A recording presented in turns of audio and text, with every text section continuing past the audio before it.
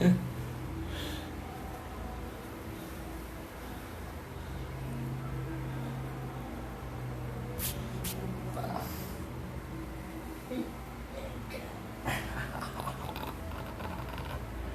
gente, eu sou o Zaqueu.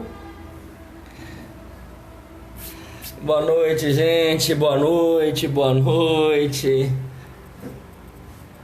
Com muita alegria estamos aqui reunidos no Periscope para fazer mais uma live no nosso projeto 2017 com direito constitucional.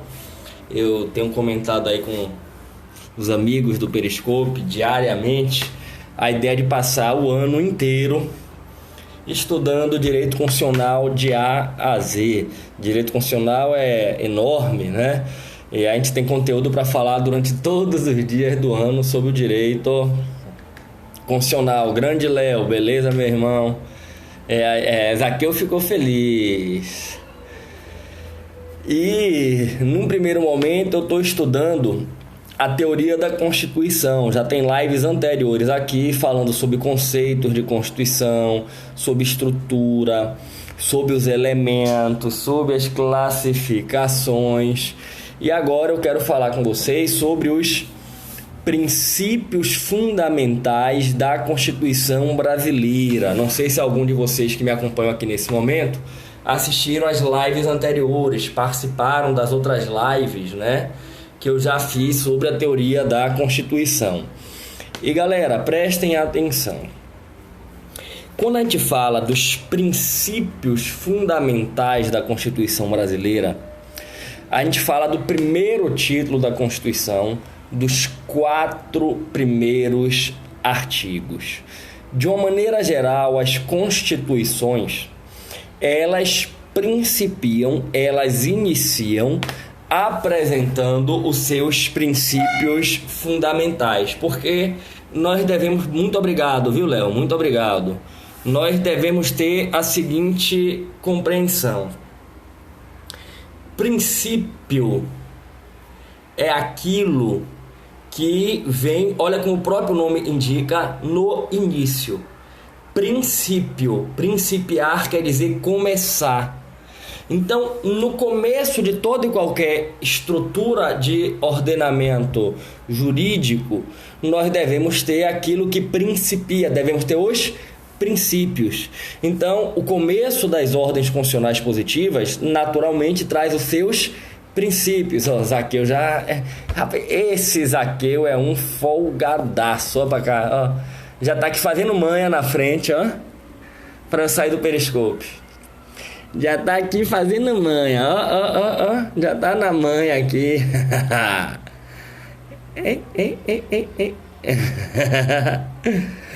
Já tá aqui fazendo manha só porque eu tô dando atenção para vocês, né?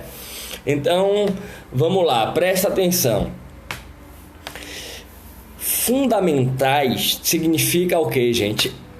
Essenciais, imprescindíveis. Aquilo que é fundamental é imprescindível, é essencial, é estruturante. Então, naturalmente, quando você tem os princípios fundamentais da Constituição, você tem os chamados pilares de sustentação do ordenamento jurídico positivo. Então, é importante que a gente absorva que todo o arcabouço normativo da nossa Constituição parte do título 1, os seus princípios fundamentais. Eu costumo, inclusive, dizer a meus alunos que a Constituição como um todo está contida nesse primeiro título de princípios fundamentais, nesses 4 primeiros artigos. Se a gente compreende os 4 primeiros artigos, a gente consegue passear por todo o sistema constitucional. E, a bem da verdade, todo o modelo ideológico da Constituição brasileira está contido no artigo 1º. A verdade é que a Constituição, por inteiro, está contida no primeiro artigo do texto constitucional. Quando a gente domina o primeiro artigo, a gente compreende todo o sistema constitucional. Bom, então, qual é a primeira coisa que eu queria que vocês absorvessem? Os princípios fundamentais são o pontapé inicial do ordenamento jurídico. São aquelas normas de caráter estruturante, essenciais, imprescindíveis. E eles estão no primeiro título da nossa Constituição. 4 artigos. Deixa eu fazer um teste com vocês. Vocês saberiam dizer o que é que está contido nos 4 primeiros artigos da nossa Constituição? O que é que está contido nos nossos princípios fundamentais? Vocês saberiam me dizer? Olha o Zaqueu ali fazendo manha, viu? Tá fazendo manha, né, Zaqueu? Eu sei, então diz. Vamos lá.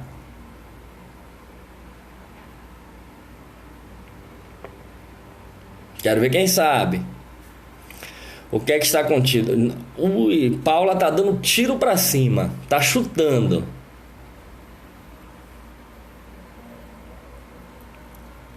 Vamos ver. Vou dar um tempinho que eu tô considerando o delay natural da transmissão, mas quero ouvir de vocês. Negócio de carinha, sorrisinho, não. Eu quero ver resposta com conteúdo, resposta técnica.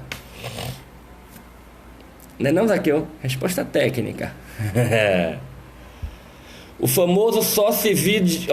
Primeiro, pelo amor de Deus, Mércia, graças a Deus isso não é famoso. E outra coisa, esse negócio de macete é para quem não quer aprender. Esqueça isso. Esse negócio de macete é coisa de quem não tem coragem de aprender. Quem aprende não fica preocupado com macetezinho besta, né? Então, pelo amor de Deus, não comece com esse tipo de coisa aqui não.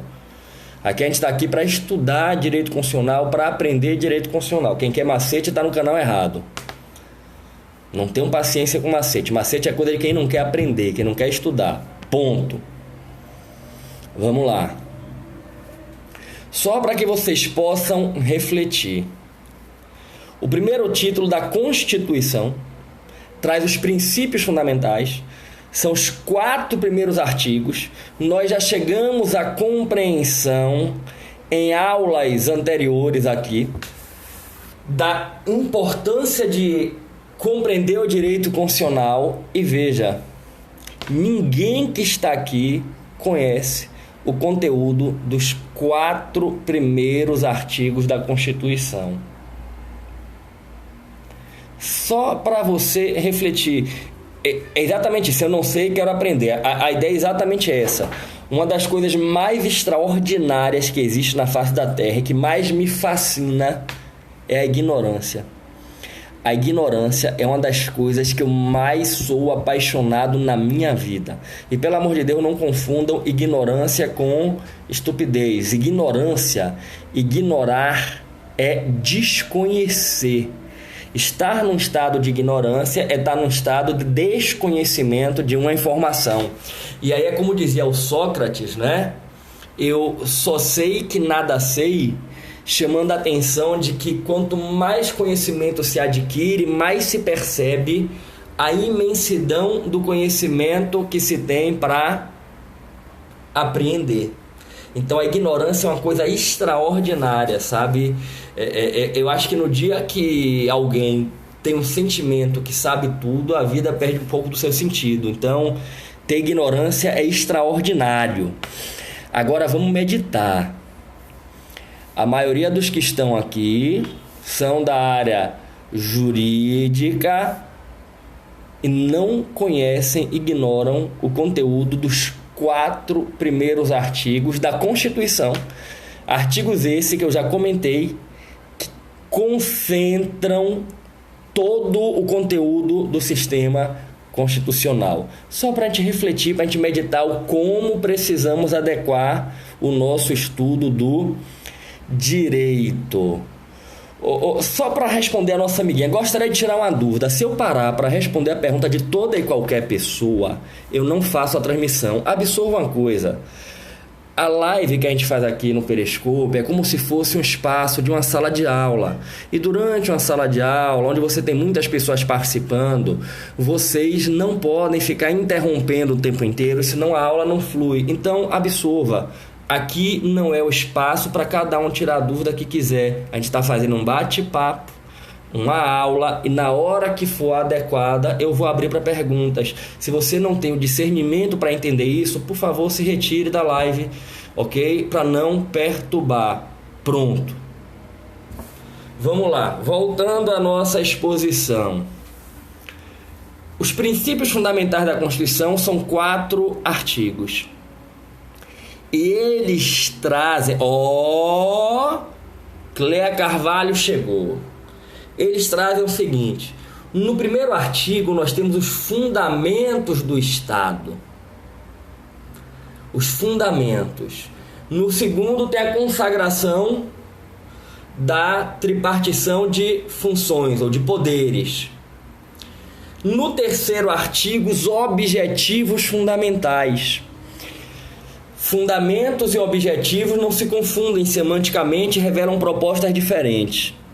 E no quarto artigo, nós temos os princípios que regem o Brasil nas relações internacionais.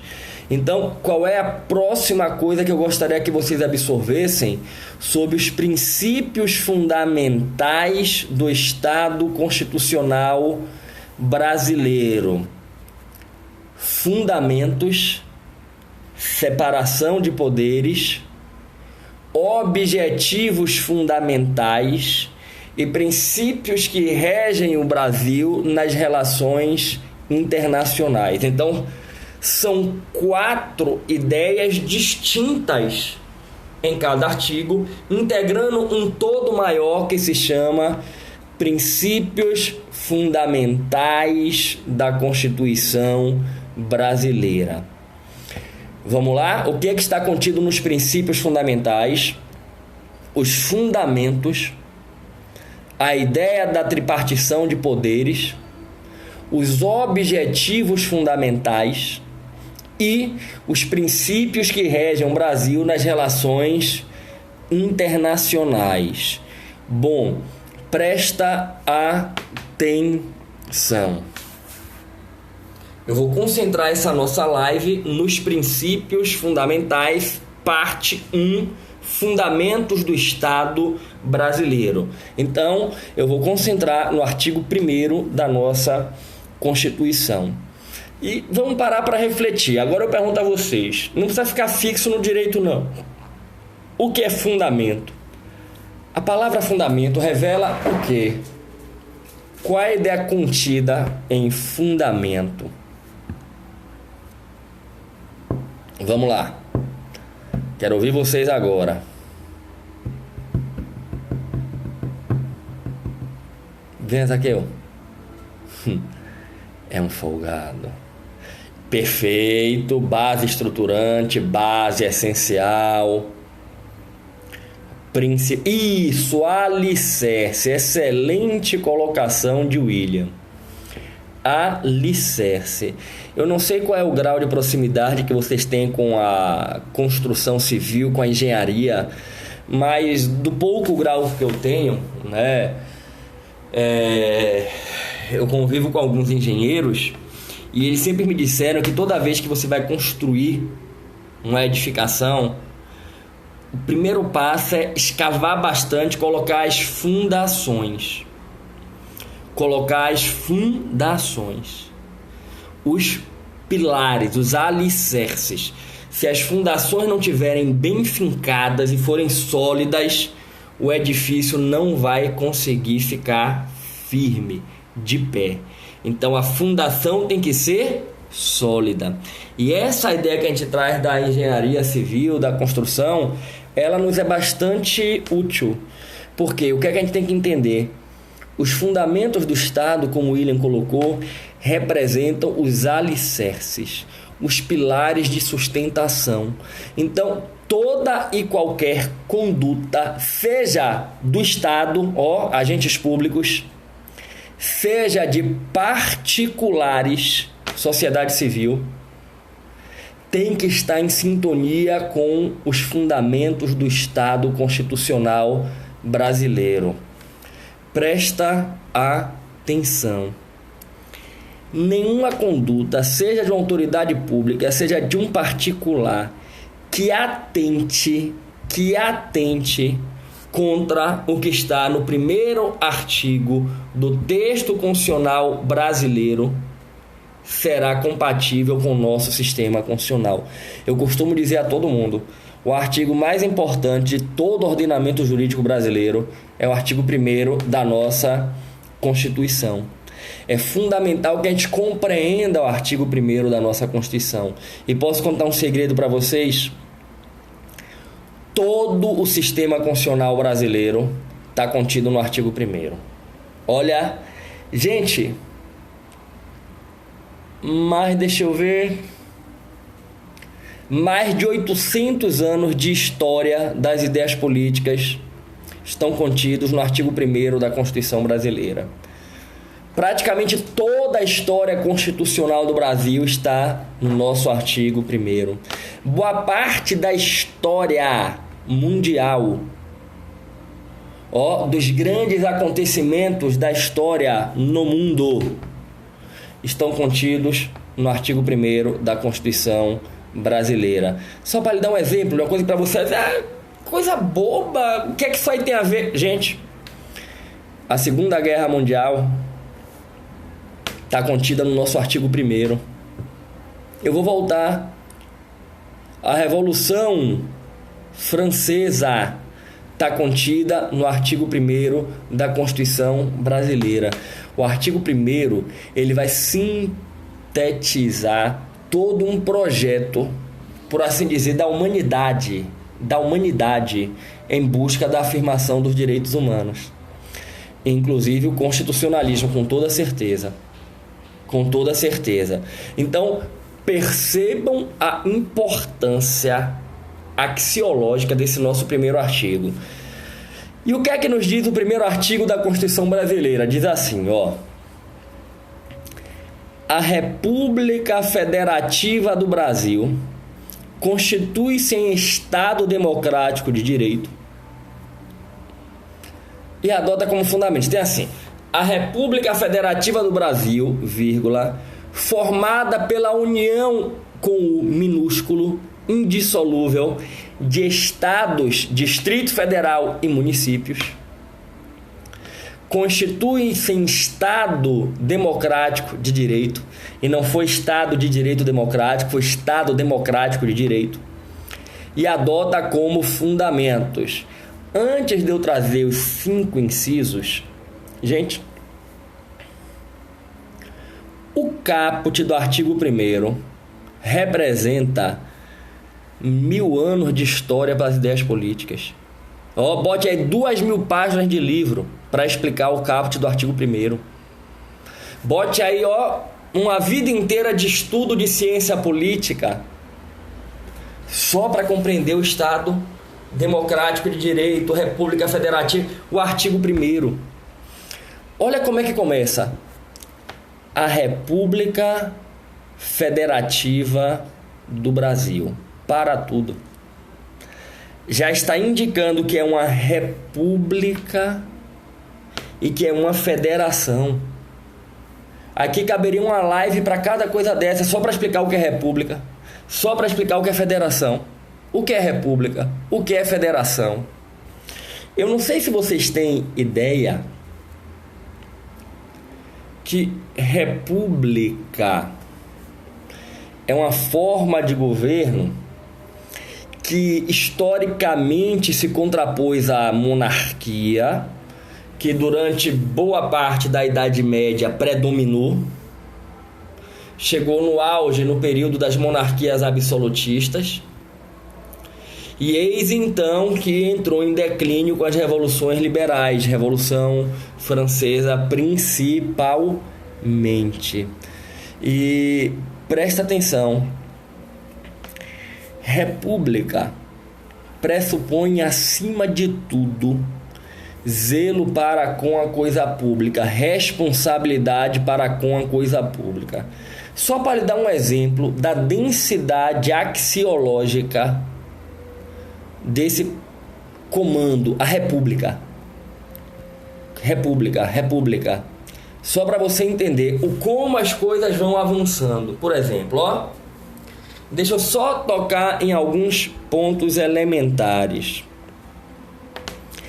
Existem inúmeras verbas remuneratórias pagas a agentes públicos que, ao meu humilde modo de entendimento, são inconstitucionais porque violam a ideia de república. Por exemplo, eu não sei se é verdade, mas dizem que muitos parlamentares pelo Brasil recebem auxílio paletó no início de um mandato, uma verba de gabinete para comprar em paletó. Se realmente isso for verdade, ao meu humilde entendimento, respeitando quem pensa diferente, é inconstitucional, porque isso é antirrepublicano. República é, acima de tudo, zelo para com o patrimônio público. Zelo para com o patrimônio público. Recentemente foi divulgada uma notícia de uma licitação para adquirir alimentos para o avião presidencial e tinha Nutella dentro do programa licitatório. É inconstitucional. Se o presidente da República quiser Nutella, pague do bolso dele, com dinheiro público ou não. Quando eu vou no supermercado, eu olho o preço da Nutella, eu digo, tá caro, eu não compro. Eu não compro porque eu tenho zelo para com o meu dinheiro. Então, percebam, coisa boba. Comprar Nutella para um avião presidencial é inconstitucional, porque viola o princípio republicano. Viola o princípio republicano. Auxílio moradia, juízes, membros do Ministério Público e tantos que ficam aí pregando como paladinos da moralidade. Só para a gente fazer uma meditação. Vamos imaginar que você mora em um município no interior do Brasil, é sede de comarca e tem juízes estaduais que estão residindo aí. E eles recebem um auxílio moradia. Ok, mas quanto será que é esse auxílio moradia? Será que de repente... Vou dar um chute aqui aleatório, sabe? Tipo, estão recebendo auxílio moradia de R$3.000, só que aí na sua cidade um aluguel de um apartamento, quarto e sala bem estruturado é 1.000? Porque se um aluguel for 1.000, ele estiver recebendo 3.000 de auxílio moradia, isso é inconstitucional. Porque isso viola o princípio republicano. Porque isso demonstra falta de zelo para com a coisa pública. Isso só para você absorver a densidade do que é ser uma república. Outra característica elementar na república, a alternância de poder. A alternância no poder. Aliás, o que caracterizou a república como uma oposição à monarquia, dentre outras coisas, foi a ideia de alternância no poder, que a monarquia, o poder é vitalício e hereditário. O monarca é investido no poder por uma escolha de Deus, e ele fica até morrer, e quando ele morre, ele passa para o príncipe. A investidura no poder é hereditária e vitalícia. Na república, não. A república pressupõe o quê? A alternância no poder. Mandatos temporários. Inclusive, é justamente partindo da ideia de república que eu particularmente entendo, eu sei que eu sou uma voz isolada e que não sustentam isso, e que se eu sustentar isso, por exemplo, num foro de direito constitucional, vão mandar me internar, vão dizer que é uma aberração. Mas ao meu modo de ver, mandato parlamentar não poderia ser ilimitado. Ninguém poderia exercer mandato parlamentar sucessivas vezes. Você não poderia ter alguém que está no quarto, quinto mandato parlamentar seguido. Ao meu modo de ver, isso é antirrepublicano. República impõe alternância no poder. Ao meu modo de ver, cargo de ministro supremo não poderia ser vitalício. Isso é antirrepublicano. Você vai ter ministro no Supremo Tribunal Federal por 20 anos. Isso vai contra a ideia republicana de alternância no poder. E aqui eu estou dando só alguns exemplos de situações pontuais que não são nem sequer cogitadas, para vocês verem como a ideia de república tem uma ampla carga axiológica e nos leva a muitas situações. Pois é, 11º mandato, ao meu modo de ver, isso não poderia ser admitido pelo nosso sistema constitucional. Mas penso que é antirrepublicano. Percebe? Então, a república, pronto. A gente ficaria uma semana inteira só falando de república. Aí segue o texto constitucional. A República Federativa do Brasil. Federação. Para tudo é outra discussão monstruosa. Para a gente aprofundar a federação, a gente tem que voltar para a independência dos Estados Unidos, explicar todo o processo histórico, o surgimento da Confederação Norte-Americana, os problemas enfrentados na Confederação, o surgimento do Estado Federal. Tem um apanhado de ideias. E assim, resumidamente, muito resumidamente, a ideia central de uma federação é uma forma de Estado.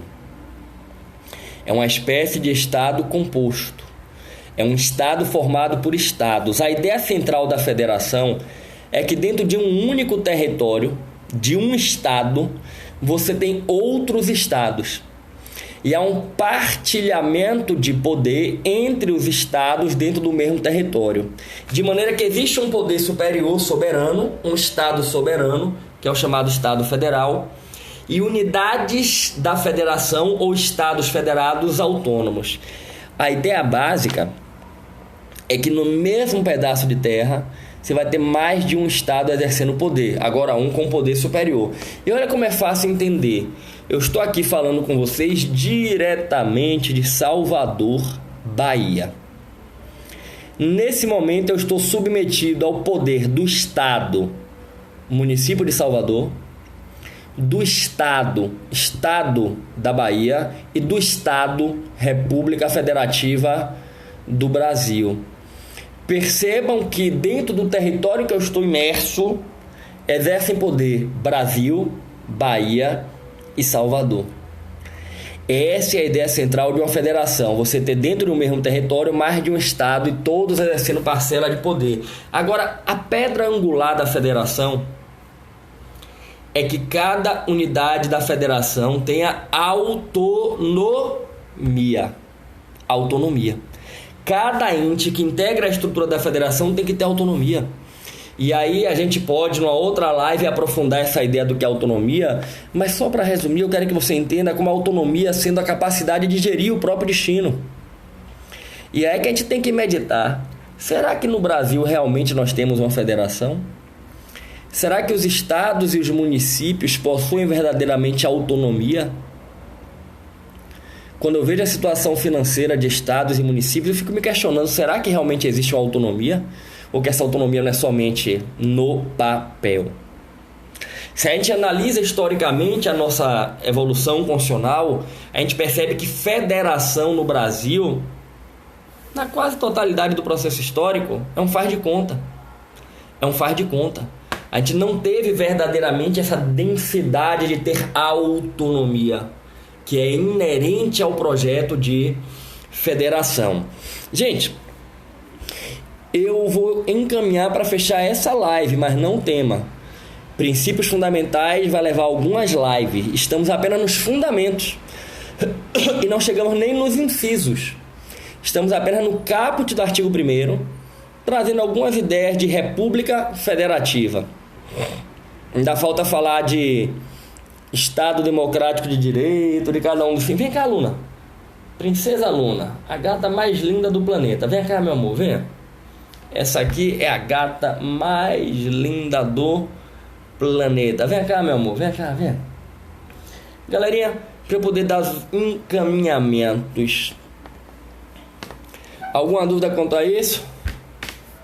A gente vai falar mais sobre autonomia. Você quem tem que me dizer. O município que você mora tem autonomia? O estado que você mora tem autonomia? Quanto a isso aqui que a gente tá falando, estamos na boa, estamos na paz.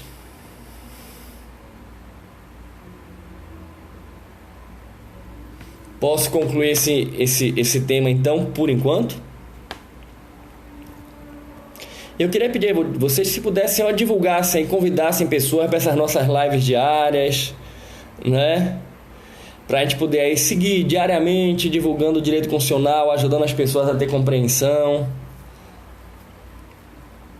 Bom, então vamos lá, vamos partir para fechar. E aí, separatismo é incompatível com a ordem constitucional. A gente vai falar sobre isso, né?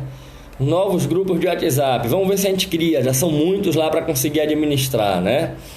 Galerinha, para que eu possa verdadeiramente fechar, eu quero chamar aqui a meditação, a reflexão com vocês. Uma outra situação, vamos partilhar um momento de fé, né?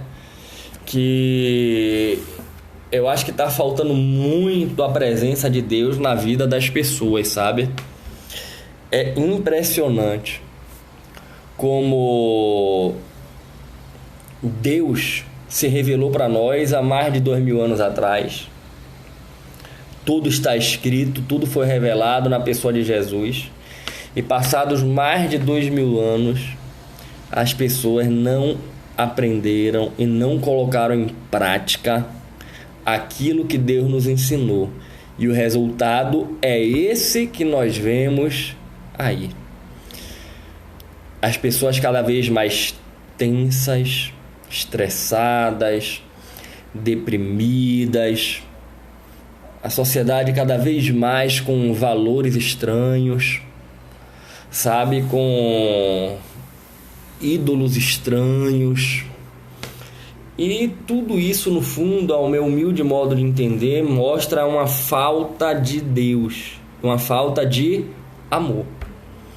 No fundo, o que a gente percebe na atitude de boa parte das pessoas é uma atitude que busca ser reconhecido,